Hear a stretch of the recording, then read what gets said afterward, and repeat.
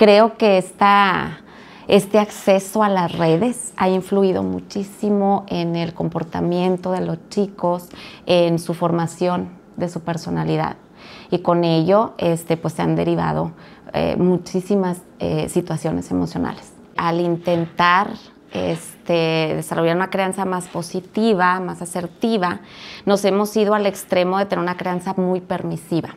El método de la chancla, el método del insulto, del grito, de los golpes, y entonces los niños estaban bien formados, porque entonces crecían y se lograron, ¿no?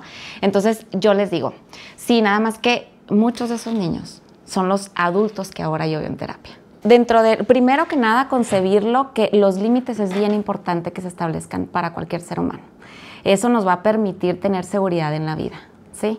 Y nuestra primera referencia son los papás. Yo valido lo que tú estás sintiendo y entonces te doy las herramientas, pero siempre con límites. La Mera Neta con Roberto Mantilla. ¿Qué tal, amigos? Bienvenidos a un capítulo más de La Mera Neta. Siempre un placer poderles saludar y sobre todo también recibir a gente tan importante y gente que puede aportarnos cosas muy interesantes para nuestra vida. Me da mucho gusto recibir aquí en esta mesa a Ivonne Jaques. Ivonne, bienvenida. Hola, Roberto, muchas gracias. ¿Cómo te ha ido? Muy bien. ¿Todo bien? Todo bien. Oye, Ivonne, siempre, bueno, eres psicóloga para que la gente sepa. Sí. Normalmente a la gente nos da miedo sentarnos frente a una psicóloga o un psicólogo. ¿Te ha pasado? Muchísimas veces. ¿Qué te dice? Es algo muy habitual, ¿sí? Es como esto de, ya me estás observando, ya me estás analizando, tienen cierto cuidado al momento de iniciar una conversación. Sí, regularmente pasa. ¿Pasa eso? Sí. Ok. ¿Y qué les dices tú? Que es un mito, que no pasa nada, que somos seres humanos y que no pasa nada, no es real que uno llega y ya estás observando las personas y haciendo un análisis, no, para nada. Ok, entonces podemos estar relajados, sí, que la gente ahorita que nos esté viendo que esté relajada, que no la estás psicoanalizando ni nada de eso, ¿verdad? Claro. Ok, Ivonne, platícanos, ¿quién es Ivonne Jaques? ¿Qué hace? ¿De dónde viene? ¿Y hacia dónde va? Ah, qué profunda pregunta, ¿no? Sí. Bueno, mira, pues actualmente yo estoy en magisterio. Tengo 19 años de servicio ya en el sistema educativo. Soy mamá, ¿sí? Tengo mi consultorio privado también.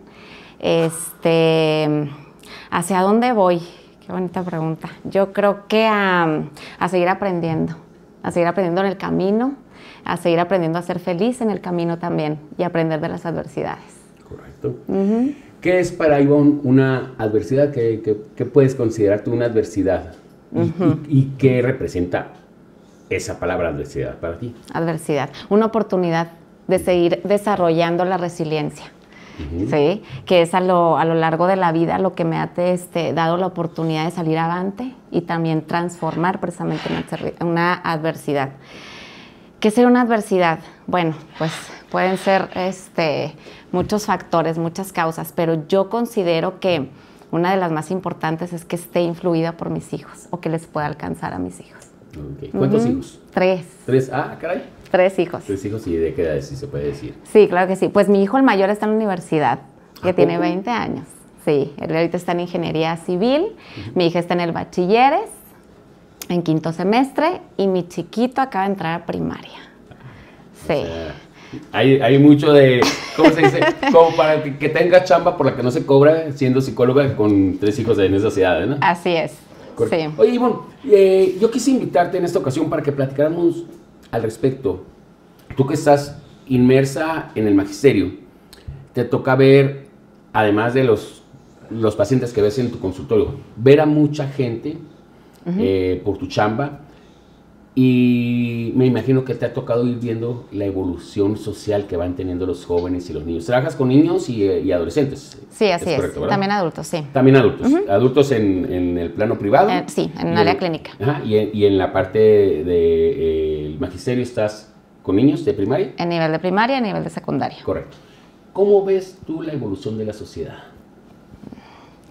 Pues mira, fíjate que ahorita precisamente después de la pandemia, lo que te puedo decir es que hemos observado, aparte del rezago, en este ámbito conductual, muchísimos cambios en los alumnos, que es algo que igual ya veíamos que iba a pasar, Cuando yo entro al sistema educativo, hasta el día de hoy, bueno, como hemos visto toda esta transformación digital, el acceso que tienen los chicos a toda esta información, sí ha causado, ¿sí?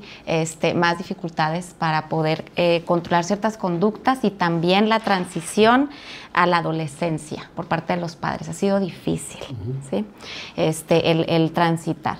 Creo que este acceso a las redes ha influido muchísimo en el comportamiento de los chicos, en su formación de su personalidad. Y con ello pues se han derivado muchísimas situaciones emocionales. Correcto. Antes, Ivonne, me ha tocado platicar, últimamente estoy platicando con un señor, un maestro jubilado de 80 años de edad, y yo le preguntaba a él cómo veía a la gente de antes y como de la actual. Él me decía, antes éramos mucho más fuertes en muchos aspectos, desde lo físico, también lo emocional y lo familiar, lo social, decía, él lo consideraba así. Y dice que ahora él ve a las nuevas generaciones un poquito, no quiero usar la palabra frágil porque los chavos lo consideran como, hasta como insulto, ¿no? Pero un poquito más endeble, vamos a decirle así. ¿Qué es lo que ha marcado la diferencia en la sociedad? ¿Hay algo en los estudios que se haya detectado? Mira, tiene mucho que ver también la crianza, ¿sí? E irnos al extremo. Considero que al intentar desarrollar una crianza más positiva, más asertiva, nos hemos ido al extremo de tener una crianza muy permisiva, ¿sí? Y esto no ha dotado, ¿sí?, a nuestros hijos de las herramientas para poder tener una buena tolerancia a la frustración, para poder hacer frente a las adversidades, para brindarles estas herramientas de autocontrol. Entonces considero que este espacio tan distinto en la crianza es lo que ha también impactado directamente a que los chicos no tengan, ¿sí?, estas habilidades. Correcto. En la parte emocional, Ivonne, yo recuerdo cuando era jovencito, niño, pues realmente no nos importaba la parte emocional, para nada, ¿no? O sea, o muy poco se hablaba de eso, y si mucho te decían, ¿estás feliz? ¿Estás enojado? ¿O estás triste? Y hasta ahí, ¿no? De emociones. Sí. De repente empezó a haber como que más importancia y temas de plática, precisamente lo emocional. ¿Qué tan bueno es? ¿Qué tan malo es? ¿Cómo lo ves tú como especialista de la psique del ser humano? Bueno, pues es relativo a esto que te comento de la crianza, ¿sí? Muchos me dicen, no, es que antes, ¿sí?, todos obedecíamos, ¿no? El método de la chancla, el método del insulto, del grito, de los golpes, y entonces los niños estaban bien formados, porque entonces crecían y se lograron, ¿no? Entonces yo les digo, sí, nada más que muchos de esos niños son los adultos que ahora yo veo en terapia, ¿sí?, desde ahí, ¿sí? Entonces tiene mucho que ver, como te decía, el extremo. Sí se ha cambiado, por supuesto, hay que ir encaminándonos a una crianza más positiva, salvaguardando los derechos de los niños, ¿sí? Evitando efectivamente esta crianza con los golpes, con los insultos, con invalidar sus emociones, pero no yéndonos al extremo de no poner límites. ¿Sí? Y ahí es donde se fractura, ¿sí? Porque nos volvemos padres muy permisivos, en donde no hay límites, ¿sí? Y es como te comentaba, en donde ya no se van habilitando estas herramientas para la vida. Correcto. Entonces, como dicen, ni tanto que alumbre al santo, ni tanto que lo... No me acuerdo cómo dicen. Sí. Pero algo así, ¿no? Que debe uno como que buscar el balance, el equilibrio. ¿Cuál pudiera ser el equilibrio que debiéramos tener como papás, como maestros, como gente que tiene que estar en la parte formadora de la sociedad? Ok. Mira, primero que nada, concebirlo que los límites es bien importante que se establezcan para cualquier ser humano. Eso nos va a permitir tener seguridad en la vida, ¿sí? Y nuestra primera referencia son los papás. Entonces, cuando nosotros hablamos de una crianza más asertiva, más positiva, estamos hablando de reconocer las emociones de los niños y validarlas. Es decir, y conocer también las etapas del desarrollo, sobre todo. Considerar, ¿sí? Que en la primera infancia, hasta los 7 años, los berrinches van a ser completamente, se van a presentar, son normales. Es parte del desarrollo, vamos a decir así. Es parte del desarrollo. Entonces, nosotros como adultos lo que tenemos que hacer es primero conectar con los hijos, ¿sí? Conectar con ellos y decir qué es lo que está pasando, qué fue lo que originó, ¿sí? Esta conducta que está teniendo mi hijo. Entonces, precisamente ahorita que hablabas de las generaciones, antes era, estoy enojado. Y lo primero que nos decían nuestros papás, ¿qué era? Pues, no te enojes, no te tienes por qué enojar. Conténtese. Sí, o sea, no te enojes, por eso no te tienes que enojar, ¿sí? Y entonces empezamos a reprimir y ya no sabíamos, ¿no? O sea, como que qué es lo que estoy sintiendo. Y me pasa mucho con los adultos en consulta. Cuando empezamos a escudriñar un poquito sobre las emociones, es, bueno, ¿cómo te hace sentir tal situación? Es que no sé, ¿sí? No lo adquirieron. Entonces, primero yo tengo que conectar con el niño, ¿sí? Saber, validarle. ¿Estás enojado? ¿Cuál es el motivo por el cual estás enojado? ¿Sí? Pues se me cayó la nieve. Sí, seguramente yo también me hubiera molestado si se me hubiera caído la nieve. Tienes razón. Ya hice clic ahí. Ya hice clic, ya conecté. El contacto visual, muy importante, ¿sí? Ya hice clic y entonces es, bueno, te valido. Y puedo entender que estás enojado, pero lo que no podemos hacer es golpear la mesa, tirar algo de la casa, golpearte a ti, golpear a alguien más. Pero podemos sacar el enojo de alguna manera. Entonces yo enseño a canalizar. Podemos empezar a empujar la pared, podemos empezar si tenemos una hoja la podemos empezar a rayar y ahí podemos sacar el enojo, la podemos hacer bolita, y empezar a darles esas herramientas. La almohada del enojo, a mí me encanta ponerles el rincón del enojo a los chicos y funciona mucho también en la escuela. Es una sugerencia que yo le doy también a los docentes. O sea, si tú tienes un rincón del enojo dentro de tu aula, el niño va a saber que ahí lo puede ir a sacar, exactamente. Y ya no va a tener la necesidad, ¿no?, de hacerlo con alguno de sus compañeros. Entonces, yo conecto, le enseño cómo, ¿sí?, canalizarlo, pero no lo reprimo, ¿sí? Entonces, esa es una forma, ¿ok?, de poner también un límite. Te estoy enseñando cómo hacerlo. Hay que considerar, como te decía, las etapas del desarrollo. Por ejemplo, los primeros 7 años el cerebro actúa, es el cerebro reptiliano, es el instintivo, ¿sí? Y son 2 respuestas, huida o lucha. Y hay que considerar que eso es completamente normal en un niño. Y es como él va a manifestar, ¿sí?, toda esa fuga de emociones. Primero tengo que comprender que es algo normal, pero yo tengo que conectar con él. Ahora, antes era, como te decía, esta prohibición, primero de sentir. Tú no tienes que sentir, no tienes por qué enojarte. Eso no es para tanto, ¿sí? Entonces, de las primeras recomendaciones es, yo valido lo que tú estás sintiendo y entonces te doy las herramientas, pero siempre con límites. Siempre con límites. Aquí, bueno, puede aplicarse eso de que a lo mejor yo como adulto, que alguien me deje de hablar o no me haya saludado, a lo mejor no tiene importancia, pero a lo mejor para un adolescente o para un niño que dice, ya no voy a ser tu amigo, un niño de primaria, sí. Para él es su mundo, su mejor amigo, claro, que en ese momento le dice, ya no voy a ser tu amigo. Y para él sí es un conflicto grande, para un adulto no. Exacto. Hay que validar eso, hay que darle la importancia de acuerdo a la etapa o a la edad en que se encuentre este niño, ¿no? Exactamente. Y ahí también, incluso nosotros vamos desarrollando esta empatía, ¿sí? Así como dices tú, bueno, tal vez para mí, sí, no sea tan significativo, pero para él es un mundo, ¿sí?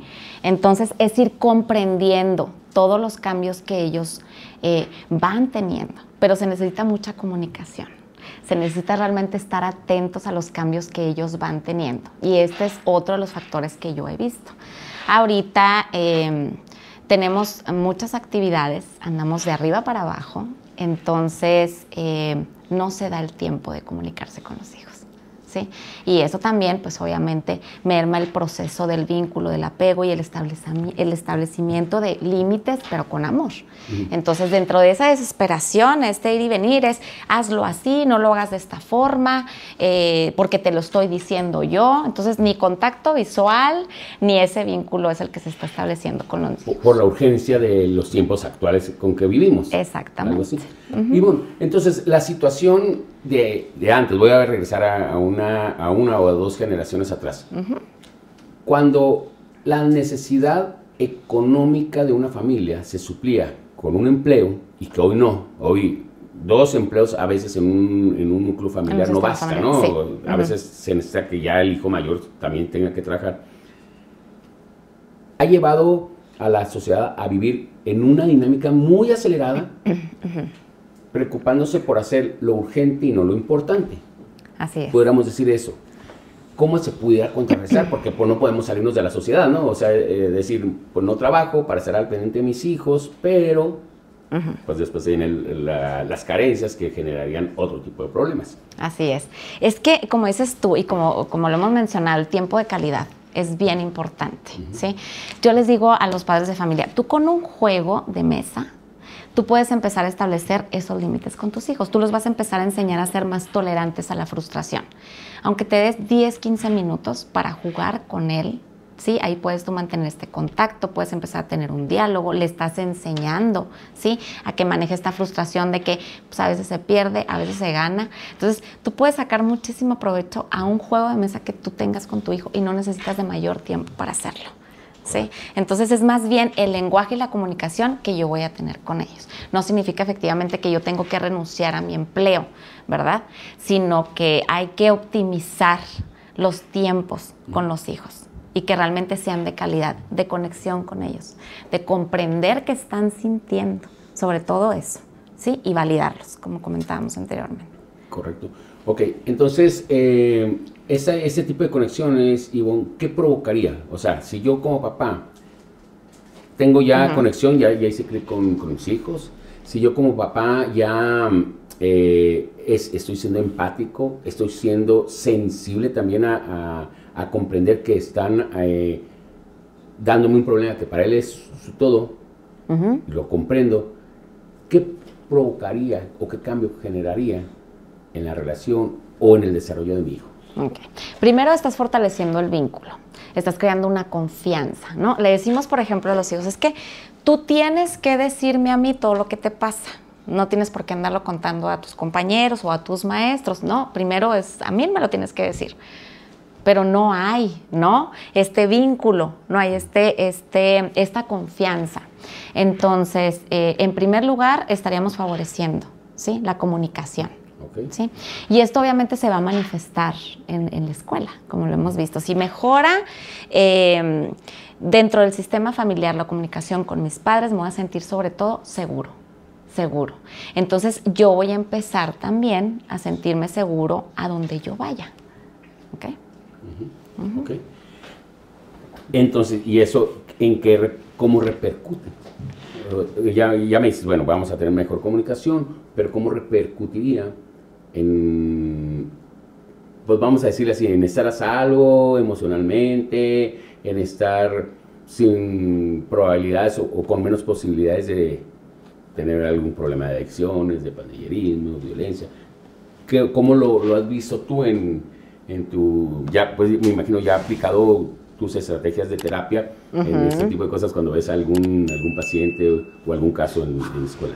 Ok, bueno, pues se desarrollan muchísimas habilidades. Esto solo fue un ejemplo, ¿no? De a lo mejor mediante los juegos de mesa, cómo tú te puedes vincular. Pero tú estás desarrollando también todas las habilidades emocionales. Primero, identificar. Sí, tú le estás enseñando a tu hijo a identificar sus emociones, cómo lidiar con ellas y enseñarle que está bien que las sienta. ¿Cómo me puedo comunicar con los demás? También, mediante el respeto. Si yo te respeto a ti, tú vas a respetar a los demás. Me voy a traer a poner un ejemplo, como cuando existe el acoso escolar. Igual para, a ver si no me salgo un poquito del tema, pero bueno, es como se manifiesta y es como yo se los explico a los alumnos. Generalmente cuando hay una acoso escolar, pues nos vamos con el que está haciendo, genera la violencia y el abuso, ¿no? Entonces, cuando yo entro a platicar con ellos, los invito a tener otra mirada de la situación o de su sistema familiar. Digo, tal vez las personas que tengan necesidad de hacer acoso es porque la viven y están dentro de un círculo y la vienen y la manifiestan aquí, ¿sí? Entonces, no significa que con esto vamos a justificar las acciones. Ustedes tienen que poner límites, ¿sí? Pero los vamos a comprender. Incluso yo he visto la respuesta corporal en los alumnos cuando yo les invito a tener esta mirada. O sea, es decir, es que ellos también están pasando por situaciones. Entonces, los que hacen el acoso, porque bueno, los tenemos identificados cuando vamos a hacer la intervención, inmediatamente corporalmente ellos ¿sí? Se van haciendo cargo. Y los que están siendo víctimas del acoso, ¿sí? Empiezan a levantar, se empoderan, ¿sí? Porque ya les estamos dando como que esta otra mirada de dónde se genera la violencia, ¿no? Y entonces ahí el acosador se debilita, porque el otro conoce que es por una situación adversa, una situación especial que está viviendo ese acosador. Exactamente. Ok. ¿Sí? Y eso ha dado muy, muy buen resultado también en las pláticas que hemos tenido con los grupos. Entonces te digo, bueno, como dices tú, en respuesta se va a manifestar en todas las áreas de la vida, ¿sí? Si los padres enseñan a sus hijos los límites, y límites con amor, van a ser alumnos que no van a ir con otro alumno, ¿sí? A sobrepasarse.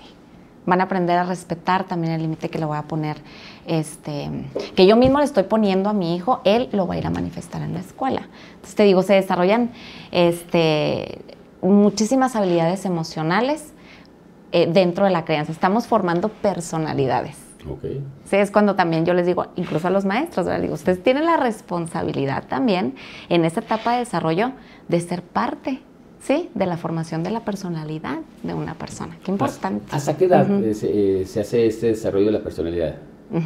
Bueno, mira, yo se los manejo, es toda la etapa de primaria, ¿sí? Es un nivel muy, muy importante, porque cuando ya entramos en la adolescencia, ellos están en la búsqueda de identidad. Sí, pero los primeros años de vida, hasta que se concluye la primaria, es una fase determinante.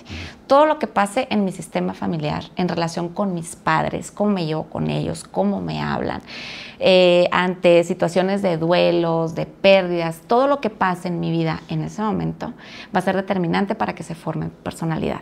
Mis mecanismos de defensa, mis respuestas, mis miedos. ¿Sí?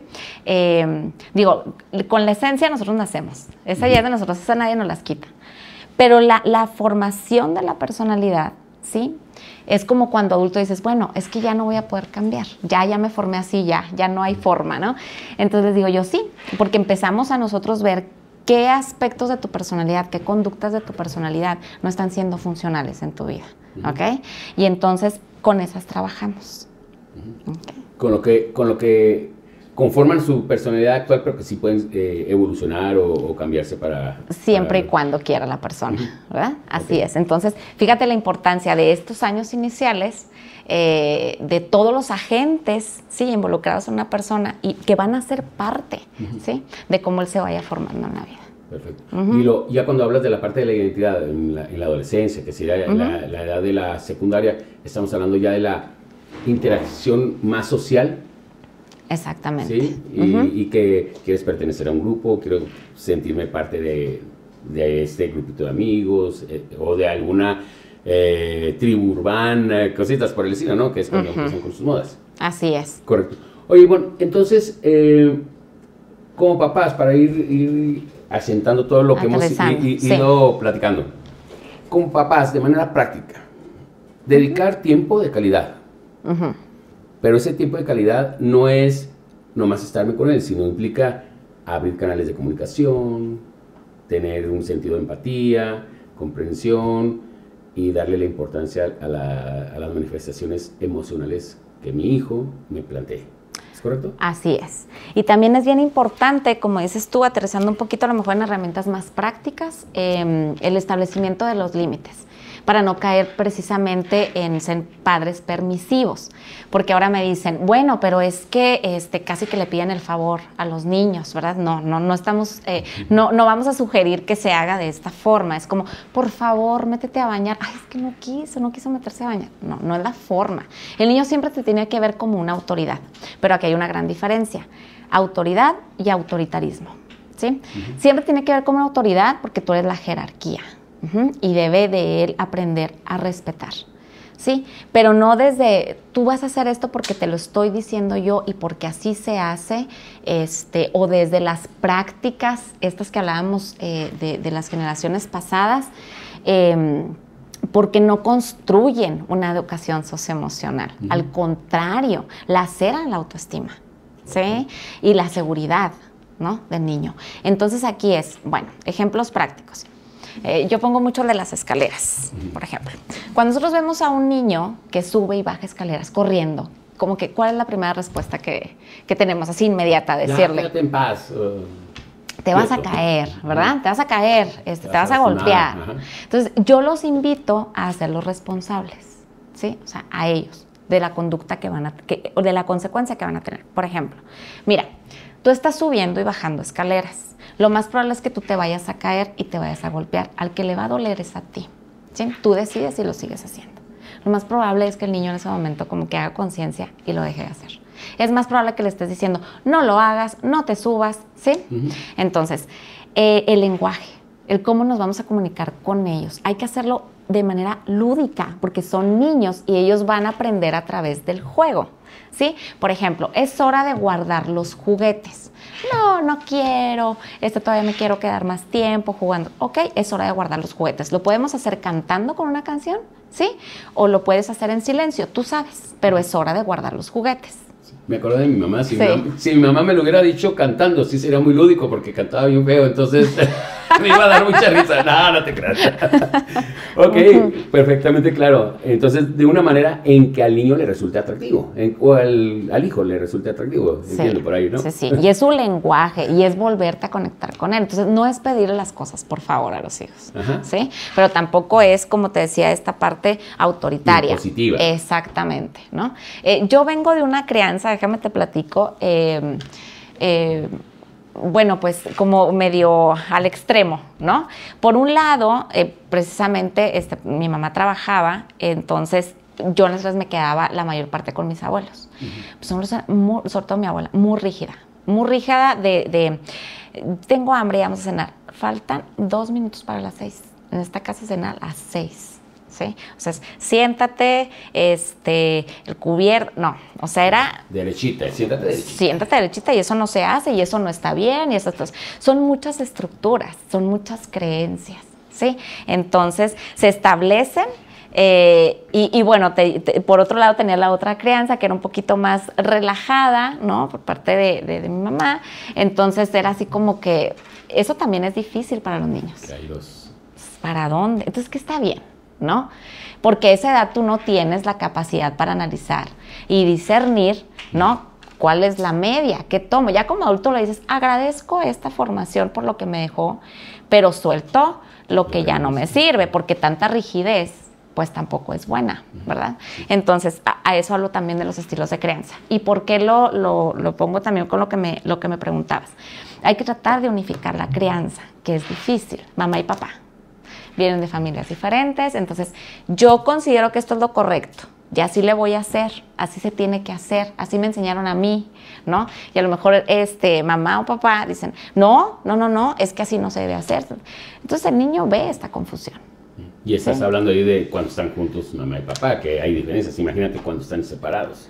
Así que se separan, que se divorcian y que entra como botín el hijo para chantajear o perjudicar a tu expareja, ¿no? Sí, que se da. Más grave. Que aquí lo importante es, independientemente estén juntos o separados, yo siempre le digo a los niños, ellos siempre van a ser tus papás. Y yo los invito siempre a tratar de unificar la crianza, ¿sí? Pues, porque al final de cuentas a quien le va a afectar es al niño, ¿no?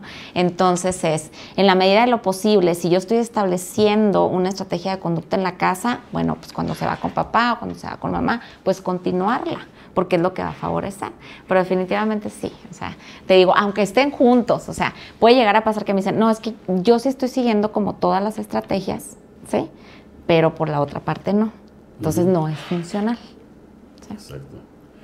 ¿Y ahí qué se puede hacer? Sí, bueno. Supongamos, tú y yo somos papás de un hijo y tú eres muy atinada, eres muy sensible, estás en terapia para mejorar tu relación y la creencia que estás dando a tu hijo. Y yo soy una persona que actúa con desfachatez, con desinterés, no creo simple y sencillamente que todavía los hay muchas personas que no consideran importante ese tipo de atención a los hijos, ¿no? La parte emocional, la parte de su desarrollo. ¿Qué puedes hacer tú o siempre va a estar perjudicado nuestro hijo? ¿Qué sucedería? Bueno, pues aquí lo más recomendable sería que encauzarlos a que fueran a terapia. Fíjate qué es lo que pasa, qué es lo que yo veo.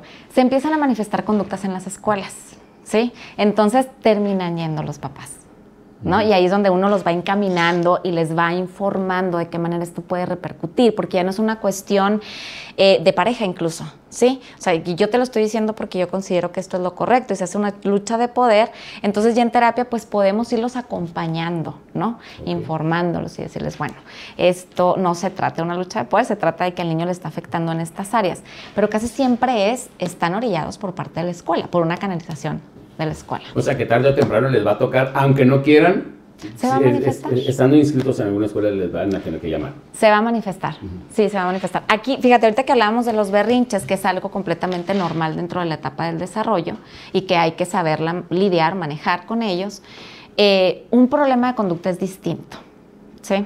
Y este se puede generar precisamente por dificultades o estas diferencias dentro del sistema familiar. Bueno, hay muchísimos factores. Fíjate, algo interesante, desde lo que es el enfoque sistémico, muchas veces un niño puede llegar a manifestar un síntoma porque tiene una función dentro del sistema familiar, ¿sí? Te pongo un ejemplo, me ha pasado. Llegan oye, pues no, mi hijo empezó a presentar enuresis, ya había tenido ya el control de esfínteres, no sé qué está pasando. Entonces empezamos a escudriñar un poquito y nos damos cuenta que previo a ese síntoma que presenta el niño, los papás no se hablaban, ¿sí? No se comunicaban, cada quien andaba por su lado. Entonces este síntoma llega a esta casa y lo que hace es que ellos empiezan a comunicarse. Tenemos que buscar especialista, tenemos que llevarlo al doctor, ¿no? Entonces el niño observa que se están comunicando. Entonces aquí ya el síntoma tiene una función dentro del sistema familiar, ¿sí? Pero me llevan al niño es porque mire lo que está presentando el niño. Pero él está recibiendo el refuerzo de la comunicación que se generó por algo que él provocó de manera inconsciente, a lo mejor, ¿no? Exactamente. Dice, y eso me funciona, me vuelvo funcional para la dinámica familiar. Exactamente, y entonces ahí, bueno, pues tenemos que empezar a trabajar, ¿no? Primero para que se den cuenta los padres de lo que está pasando y poder cortar este ciclo, ¿sí? Pero muchas veces estos problemas de conducta vienen siendo una funcionalidad para la familia. Okay, ¿sí? Y definitivamente ahí se tiene que trabajar en una terapia clínica. Oye, y ahí yo creo que aplica, si nos vamos a un adolescente, que a veces dices, oye, es que mi hijo es muy problemático, es que mi hijo, porque a lo mejor el ser problemático es lo que a él representa la funcionalidad, ¿verdad? Del sistema. Ok, del sistema familiar, ¿verdad? Exactamente, sí. Okay. Y ahí también hay que observar muy bien por qué nacen estas conductas, ¿no? De pronto etiquetamos, ¿no? No quiere trabajar, no lo quiere hacer simplemente porque es flojo. Pues hay que ver por qué. Si se está presentando, algo está pasando, ¿sí? Okay. Y fíjate que retomando esto de las etiquetas, ahorita que hablábamos de los límites y de la formación de la personalidad en estos años, en estos primeros años, yo los invito mucho a evitar las etiquetas. Yo estaba en consulta, cuando llegan los adultos, me dicen, es que mira, Ivonne, yo soy súper inquieto, soy muy distraído, soy muy desorganizado. Entonces empezamos a revisar. Despistado, sí. Tengo mala memoria. Ay, me acordé de alguien. me acordé de mí. Entonces empezamos a ver, decimos, ¿desde cuándo vienes cargando con esta etiqueta? Y nos damos cuenta que es desde la primera infancia, ¿sí? Entonces hay que evitar poner etiquetas. ¿De qué manera? Bueno, tenemos la tendencia, y me pasa en consulta también cuando me llaman, es que es muy desobediente, es muy malcriado, es. Entonces el niño pues cree que esto es parte de su identidad, pues así nací, ¿verdad? Entonces, pues, ¿para qué lo cambio si nací? Pero si yo hablo de la conducta, que es lo que yo les invito a hacer, o sea, evita decir es grosero, por ejemplo. Oye, en este momento, cuando tú le contestaste a tu papá, cuando tú le contestaste a tu tío, cuando tú le contestaste a tu abuela, pues fue inadecuado, ¿sí? Entonces, no es una forma correcta. Yo ya le doy la oportunidad al niño de, ok, lo puedo modificar, porque estoy hablando de la conducta, no de su identidad. Sí, porque fue algo momentáneo, no es algo que le está sembrando como parte de su esencia. Exactamente, así es. Y otra recomendación también sería evitar la palabra castigos. Sí, esa es. Podemos manejar consecuencias, ¿sí?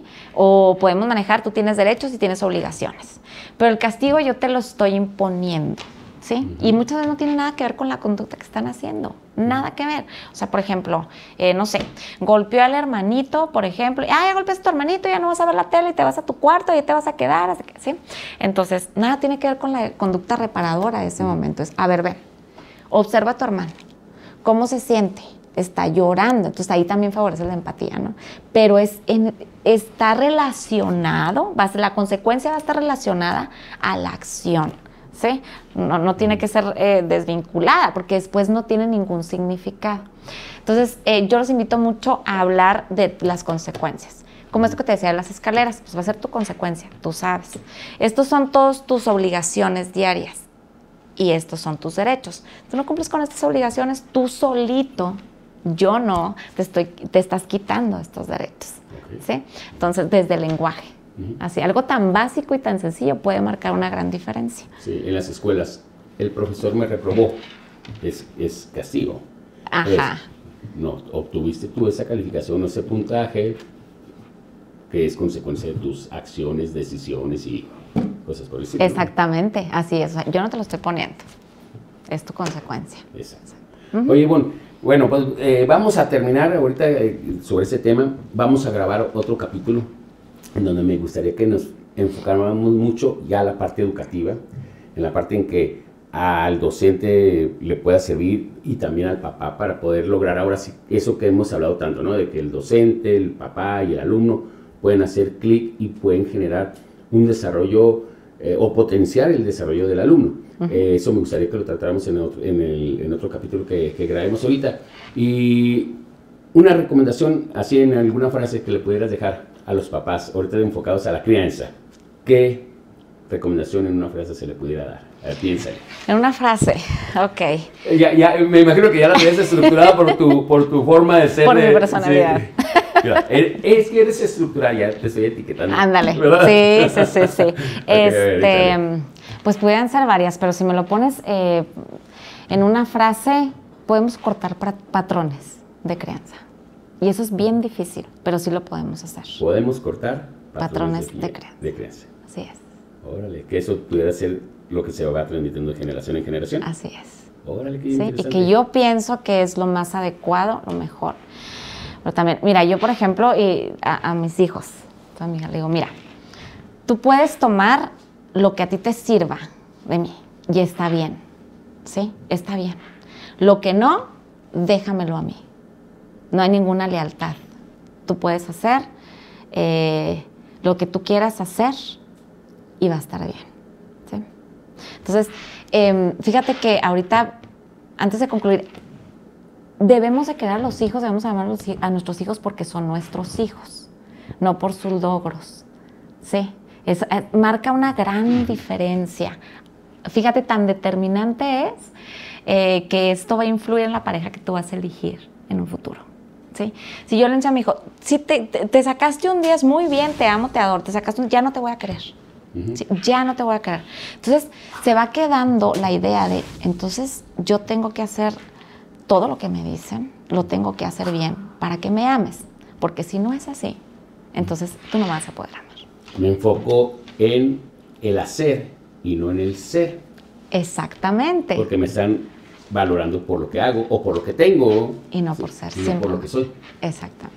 Perfecto. Oye, bueno, pues muchas gracias. Vamos a concluir aquí. Ahorita grabamos el que sigue y nos metemos a la parte ya así, los colorizados, la parte en donde tienes tu trabajo y quiero que platicamos cómo lo desarrollas, lo que te has topado, porque creo que sería muy interesante tu experiencia que nos puedas aportar para ser mejores o educadores, papás o alumnos. ¿Te parece? Claro que sí. Gracias, bien, Roberto. Amigos, esto fue un capítulo más de La Mera Neta. Les invitamos a que nos ayuden a compartir este contenido.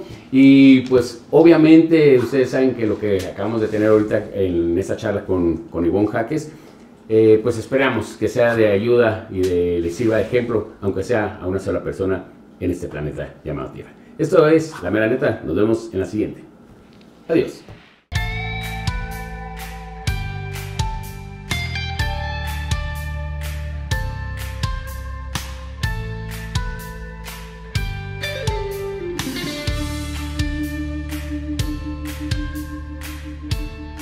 La Mera Neta con Roberto Mantilla.